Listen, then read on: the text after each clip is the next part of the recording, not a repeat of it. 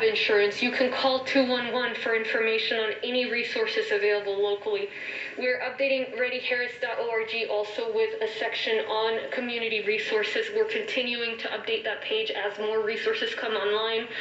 I do want to be clear, local resources are limited. They're always limited. They cannot meet the need of this community once we continue to get through the crisis phase and into the recovery phase. That's why we're asking for federal aid.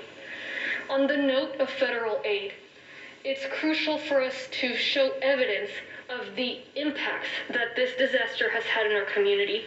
Unlike a hurricane, for example, we can do what we call a windshield assessment. We can drive and see how much debris is out on the street, watch from the street the water lines, and in that way we can submit to the state and the federal government an estimate of the damage.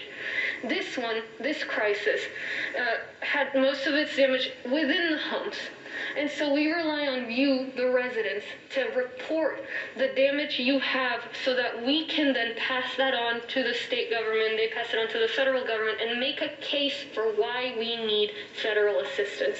So please visit readyharris.org.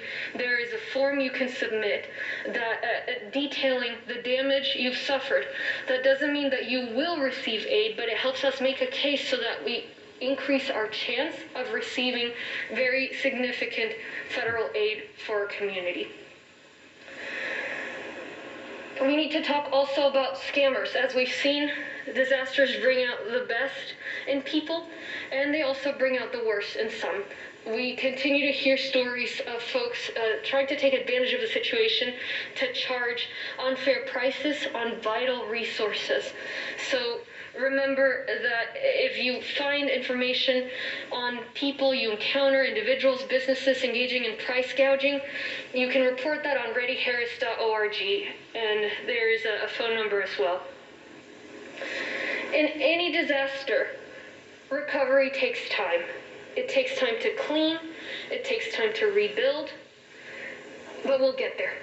Remember, the forecast for next week is in the 70s, so we have that to look forward to. For now, let's continue with the water conservation, the power conservation, and begin moving into the recovery phase. I know there are so many community groups standing up already to support, as are all the pieces of our infrastructure and our community leadership. I'll repeat my remarks in Spanish, and we'll hear from I'll repeat my remarks in Spanish, and we'll take questions, actually. So we have Jeff Linder here, meteorologist, and we also have Jason Ryan from Centerpoint, who can answer questions as to power.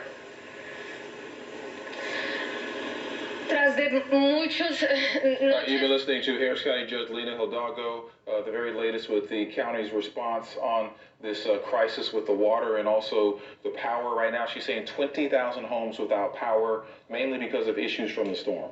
Yeah, as we prepare for this, for